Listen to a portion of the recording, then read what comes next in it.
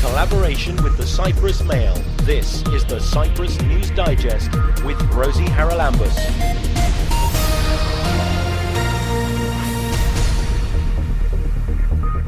A new park and ride scheme comes into force next week, which hopefully will cut the congestion on the approaches to our capital city. Our long-term goal is to reduce pollution. In the effort to reduce pollution, we aim to reduce the presence of cars as well, and therefore reduce congestion. And a while ago, the government promised a truth commission. But if it does come into being, how will it work? To try and upgrade the Missing Persons Committee into a truth commission where not only will they identify the remains, they will also try and investigate the circumstances of the disappearance. The schools go back on Monday next week, and there's a new regulation coming into force at the entrance to Nicosia. I'm sure if you've ever tried to get into our capital city at rush hour time, you've experienced long delays. The traffic build-up as the highway joins the main roads of Nicosia tends to lead to a bottleneck. That is going to be a thing of the past as of middle of next week, because the Transport Ministry is introducing a new bus lane, and there will be park and ride buses, so you can leave your car on the outskirts and ride into work in town. And our Transport Minister, Alexis Vafiadis, joins me now to explain how it's going to work. Alexis, how is it going to work? Well, thanks. Before we get into how it's going to work, we hope it will have the results we are looking for. There is always an anticipation that whenever you remove cars from the network, other rides are generated, so you replace whatever you take out, you replace it with new car rides. So one of the things we do want to test and check out is whether the traffic system in Nicosia is at that stage or not. We want to test whether by removing, let's say, 400 cars from the entrance to Nicosia, we will generate new traffic, because that's always a concern. So when you find out whether or not it is, you have presumably different scenarios how to deal with it. Yeah, well, exactly. The idea is that if you generate more traffic by taking traffic out, then you need to take additional measures, practically removing some of the privileges cars have. So in order to stop new congestion, you have to take out privileges, car privileges, like parking, availability of parking, available lanes, and all that stuff needs to be reduced so as not to allow new generation of traffic. Okay, but if you reduce the lanes, then you're going to create an even bigger bottleneck. Yes. Okay, let's say that our long-term goal is to reduce pollution. In the effort to reduce pollution, we aim to reduce the presence of cars as well, and therefore reduce congestion. But it will definitely be a trial and error process in the beginning, so we know how the economy reacts. Let's describe it as the economy, because it's people deciding to move from point A to point B, either for work or for taking kids to school, stuff like that. So it's part of the economy and part of how society operates. Now, you say taking kids to school. There was a plan, I think, for free school buses. Is that going into this year? Yeah. We ran a program last year. We're keeping that because it was not all in one place. It was not in Nicosia. It was spread out across Cyprus. So we're keeping that. And we aim to introduce another program in the Strovolos area. And the idea is that we will be introducing the program, but perhaps not to the extent that we hoped for, because of a lack of drivers. Okay, I can see there are lots of logistical issues here, but is the park and ride going to work if you've still got all those mums and dads dropping possibly one or maybe two kids off at school, so all those extra cars on the road, they're not going to use the park and ride. No. you're talking more about business people or employees going into work. I can't quite see how you're going to get those people out of their cars, particularly during the first weeks or months when this is on a sort of trial basis. Okay, we're trying to tackle two different issues, two totally different issues. You quite rightly outlined the effort to remove cars from the entrance to Nicosia and therefore decongest this access, especially during rush hour. Working on the door-to-door system, that aims to remove cars taking kids to school. Okay, so if a parent wants to take a child from home to school, that's one ride. Whoever chooses to use the bus, so by using one bus, we use one vehicle to remove perhaps 30 or 40 vehicles from the streets.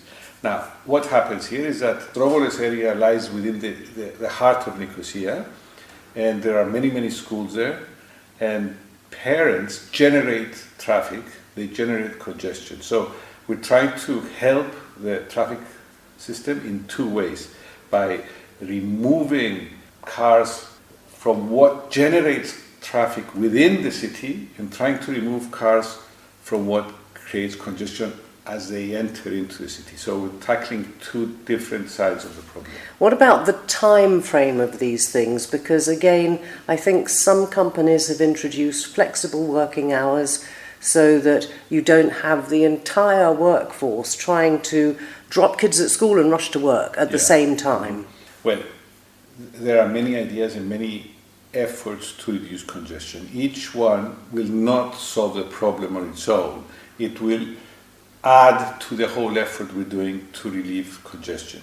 Now, flexible arrival time at work is one of those measures that will contribute to relieve congestion. And this will be achieved as follows. A parent who can choose what time to go to work, they might not get up at 7 to take the child to school, which is what happens as a rule right now for all kids going to school. So that creates a lot of congestion at that time. So if a bus takes the child to school, then the parent might decide to go to work at 8:30 or at 8. So that spreads congestion over 2 hours, from 7 How to 9. often are these buses going to run, the park and ride buses? Because suppose you get 400 cars turning up at the same moment, you're going to need several buses to get all those people into town on time. Exactly. So it's going to be every 15 to 20 minutes. We're going to have a bus ride. We're trying to see if we can do it even at shorter periods. But we're also working on a different concept as well. So rather than trying to attract people traveling from Limassol, let's say, to Nicosia, to let leave their car at the Rasipi area, we will also introduce a better service for people who can leave their car in Limassol or in Larnaca, rather than driving all the way to Nicosia. Let them drop it off at Park and Ride. So you want intercity buses, but will they also stop at the Park and Ride to finish the journey into town? The intercity, they can stop at the Rasipi if they want, but they can go directly down the bus lane, take advantage of the bus lane and just take their passengers to the destination. And we talked about these buses running regularly, but throughout the day or just during the rush hour hours? The rate will be higher during rush hour, from 7 to 9. We will have many, many buses. And the rest of the day, we will be testing the market to see what the demand is. I mean, we don't want to have empty buses running in the streets. So we will be testing it. So that's part of the pilot project, of the testing period. And I know we've still got to talk at some point about electric mobility, but are any of these buses electric? You talked about pollution. We've had London just introduce a very unpopular extension of the zone where cars are going to have to pay if they want to travel. Have you thought about that as well here? Well, these are some of the measures people are using to reduce congestion and pollution. At some point, we will have to consider them. We are not considering them yet, but at some point we will need to consider whether we will be using a congestion charge or anything similar to that. it's not one of my favorite measures because that actually penalizes middle-class people and lower-income people a lot harsher than what wealthy people. So we will be penalizing them. It's not something we want to do. At this point, we want to give an option. Are you fed up with congestion? Take the bus. And that will take you down to your destination a lot faster than it would and a lot cheaper than it would. And talking of cheaper prices? Yeah, the idea is that during this 6-month first period, it will be free. So we're trying to give a better service, a faster service, and a cheaper service. Because, people will consider, what's the cost for me to go to work? Okay, I have my car. Okay, I park for free. So it's purely a thing of what's the cost of fuel? And how much time do I spend in the car getting to work? So I think one of the main things that will get people on buses if it's free. So that's why we're sponsoring this ride. We're paying for it. We'll watch it with great interest, if I may say so so, Alexis, to see whether you can achieve what no other minister I've spoken to has, and that is getting Cypriots out of their cars onto public transport, and thereby freeing up not just the roads and the frustration that people have driving through town, but the air we breathe. Yes, I think this is an effort that I think we should be thinking of this as a many year effort. Okay, so we need to work on it over many years. It's not just me, and whichever minister comes after me, they will need to work on that as well. And right now I see measures that other people did before me, previous minister. I mean, they put in the pipeline intelligent traffic lights, smart bus stops. All these contribute. So I think it's an effort that this society has undertaken, and it will be applied over the years because it costs a lot of money. And I think the solution will come after some time. It will not come in one day. I cannot persuade everybody to get on a bus in one day. So it will be a long effort. As I said, one will watch with interest. We've been talking to our Minister of Communications and Transport, Alexis Vafiadis, and I'm sure you'll see reports in the local press about those bus journeys as and when they start on a regular basis, trying to cut down congestion. This is the Cyprus News Digest with Rosie Haralambous. You may recall that before the presidential elections, we spoke to Achilleas Dimitriadis, one of the candidates, about his idea for forming a truth commission on the island. Well, the idea has been taken up, it seems, by the government. And Achilleas joins us again to explain how it would work. Achilleas, nice to know that some of the ideas you had as you stood for the presidential elections are in fact being apparently rolled out by the administration that we have now. I want to know more about how a truth commission works, because it's slightly different according to the circumstances from what I can see. Yes, you're absolutely right. But let me start first of all by congratulating the President for having the courage to propose this setting up of a truth commission. It was an idea that we had discussed over the presidential election, and I'm glad that is now being put into good use. And the idea is to get going on it, because as part of transitional justice, which is a norm well known in the rest of the world, after a conflict, people, society, and the whole setup in a conflict area which is striving for peace wants to fix the society, if I may use that expression, and move on. And a truth commission is one of the first steps that societies that have been traumatized will take. The idea is here that we will upgrade the existing setup of the Committee of Missing Persons. This is a committee that has been set up back in the 80s. It consists of a Greek Cypriot, a Turkish Cypriot, and the third member, as they call it, which is a representative of the International Red Cross.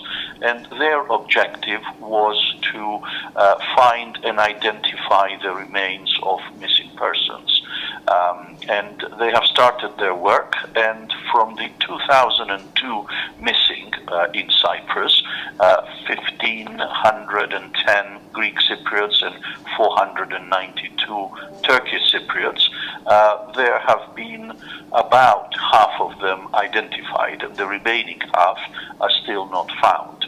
Now, this committee has terms of reference because that's how it operates, and as part of the terms of reference, the identification of remains was the biggest objective. Unfortunately, though, it did not have any authority to carry out investigations and inform relatives and society in general about the circumstances of the disappearance or the death, nor does it have any authority to prosecute someone on the basis of the information they give. That's fine with me. I mean, I understand these restraints that were placed on the Committee of Missing Persons back in the 80s. But now in 2023, having discovered only half of the missing, and time passing by, and people from 1963 and 1974 being missing, relatives are dying, witnesses are dying, and the matter is now becoming much more urgent. And that's why I believe we should do something. And the idea is to try and upgrade the Missing Persons Committee into a truth commission, where not only will they identify the remains, they will also try and investigate the circumstances of the disappearance, so that people will find out how these people died, or how they disappeared, or what happened to them, and we will retain the immunity, because I think that is an essential part of this exercise. Some people would say that if they discover that people have been multiple murderers, for example, then why should they be let off? Well, the answer is that yes, that's absolutely right. There is an issue here as to the need for punishment for perpetrators of these crimes. On the other hand, the whole approach in Cyprus has not been to prosecute or to bring actions against these people. And in fact, from 1990, both attorney generals from both sides of the Green Line have confirmed to the third member that if people in their community give evidence which implicates them or others in criminal offenses, these people will not be prosecuted. And so we had a de facto immunity given by the consent of the attorney generals, who are the ones responsible for criminal prosecutions. And this from 1990, so that's 33 years ago, has been operating. And I think that was a wise decision at the time. I still believe it is a wise decision.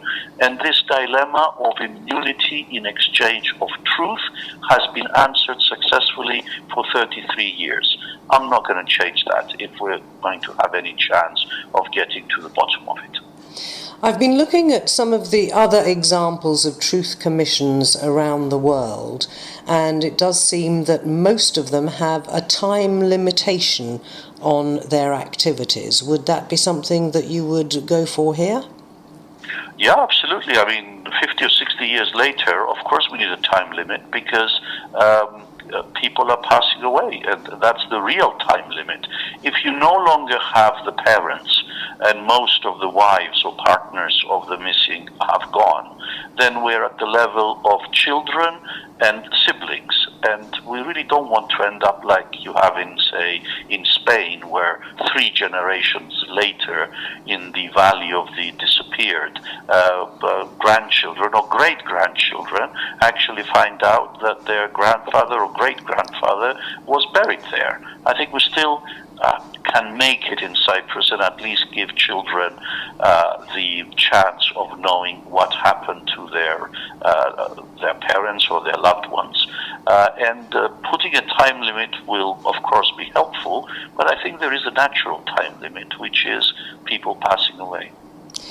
And if we look at the composition of a commission, 3 people you've already mentioned are on the Committee for Missing Persons, but in some commissions they have many more commissioners, and some of them also, particularly where things are still rather fraught, I'm thinking of El Salvador, then they've actually appointed foreign commissioners. What do you say about that? Well, we already have a foreign commissioner, which is the third member. He's a Swiss member of the International Red Cross, so we have the neutral third person there. We have a Greek Cypriot and we have a Turkish Cypriot. The objective here is not to reinvent the wheel.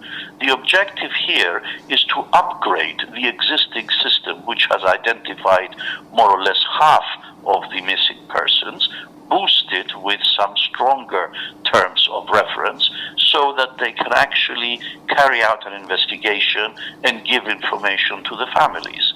That's really what we're trying to do, simply upgrading the existing system. Whoever works there will continue to work there. They'll have to come up with some internal regulations that will reflect the fact that they are now going to have changed terms of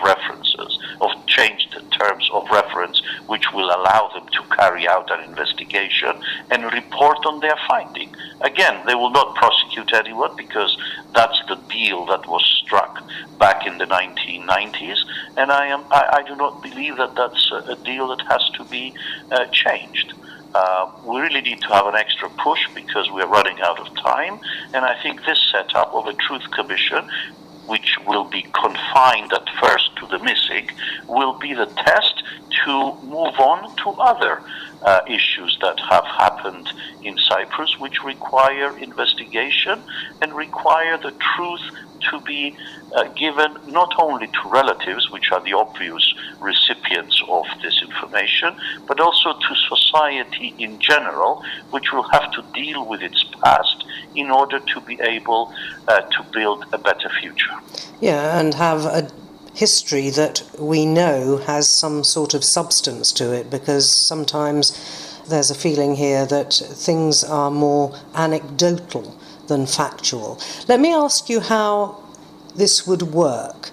Is it that these 3 people sit in a particular building on certain days and anybody who thinks that they want to come and tell them something attends? The actual functioning of it, how does that work? Yeah. Well, it will have to work the way it has worked so far. I mean, people are contacting the Committee of Missing Persons, either the representative of their own community or directly to the third member, the UN person who is there, and give this information. The committee has been trying to get people to give them more information to find out what has happened, and that will continue. And they will make an interview, and that interview will be assessed, and that assessment will trigger a excavation that will have to be carried out in order to identify the remains that will be there. So nothing really changes in terms of the operational aspect of it. It's just we are upgrading it so that it can carry out an investigation and give the results of this investigation to the families and the society in general, and also we give them more freedom to carry out excavations all over the island and thus overcome the problems that Turkey has created with military zones where they do not allow the CMP to operate freely. You need to have a permit, and by the time you get the permit it takes very long. So there is that angle as well, and I think this sort of independent or neutral body would be the best way to construct the history of what has happened to people who have already been identified, and also investigate new people that whose remains are found. Yeah, it's interesting you mentioned the ones who've already been identified, because they may have found the remains of those people, the half of the missing, as you said at the beginning, but we don't always know, do we, the circumstances in which they perished? Absolutely, that's exactly the point, Rosie. The relatives have a right to know, and the state has an obligation to tell. That's the normal equation in human rights. Now, that we need to expand, because for the ones that have been identified so far and information has already been gathered, that information should no longer be confidential, and the families should find out, as well as society in general, without actually pointing the finger at A or B who has done it, but on the other hand, explaining how this person who was alive a moment ago ended up dead and buried in that area. I think we owe it to the relatives, we owe it to the society to find the truth so that we can build a better future. Now, we mentioned at the beginning that the government, the president, had said that this was perhaps not such a bad idea after all, but we haven't heard anything since, and that was a couple of weeks ago. So have you any information about whether this is proceeding and how it's proceeding? Well, I've talked to a number of people about how they envisage this, but I'm afraid that the summer vacation takes precedent to everything on the island of Cyprus. So I think that has priority for most people. But hopefully, either with some informal or even formal meetings, we can put this thing we can get this thing started. But of course, we have to hear, first of all, the position of the Turkish Cypriot leader and of Turkey as well. The fact that they have not come out to shoot it down yet, for me, is encouraging, because that means they are seriously thinking about it on the level of the Turkish Cypriot leader, and also on the level of the Turkish government. We need to look how they will be reacting to this. And don't forget that Turkey has litigation in Strasbourg where it has been found liable for not investigating missing persons, and in fact they have to pay around 30 million in terms of compensation. So Turkey has an interest in settling this case, both in paying the money, but also in setting up a system which will carry an investigation in the way a truth commission would work. So if we can actually get this going, I think it will be conducive to a solution, because we will have dealt with perhaps the biggest humanitarian issue, which is the missing. And do you think this can be done, let's say, within this year? Doesn't take much time, according to what you've just said. It just needs a slight adjustment in the committee's current role. Well, the mechanics are simple. You agree on the amended terms of reference, and for completeness' sake, you get a resolution from the General Assembly of the United Nations. The original resolution created the Committee of Missing Persons. So you would have these two procedural points. The second point would be to amend the evidence law on both sides of the Green Line, so that any evidence received by this body, this Truth Commission, will not be allowed to be used in any criminal, civil or administrative case before any court. And that's how you practically get immunity. And the third level is to draw up the point that you rightly raised. How will this work? And I don't think there will be many differences from how it's working now, other than it will have the ability to go around and carry out excavations wherever they believe that there is remains, and also they will have to give reports to people as to what happened to people that have already been identified, and for the new ones that will. So it's not very difficult. There is a requirement for political will, both on the Turkish Cypriot level and on the level of the Republic of Turkey. But I think it's not impossible. And just to quote a well-known phrase, why can't we give truth a chance? Yeah, well, it would certainly bring closure for so many people in Cyprus, wouldn't it?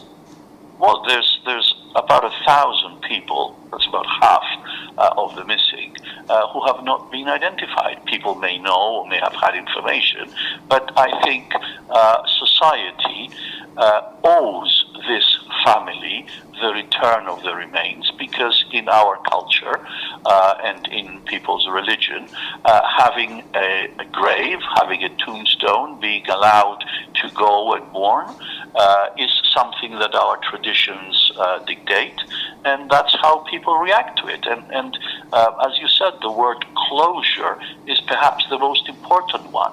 There's one thing being dead, it's quite a different being missing. So closure is important, and then after closure, truth will be found, and on the basis of truth, we'll hopefully have a solid foundation to build a better future, mostly for our kids, not for us, because I think we've really passed that age. But I think for the future, it will be a great step, and it's worked in 40 other countries in the world. Why can't it work in Cyprus? Indeed. That is Achilleas Dimitriades, who first brought up the idea of having a truth commission here in Cyprus to help us move forward from our somewhat bloody past. Achilleas, thanks very much for joining me. Thank you very much, and please give truth a chance.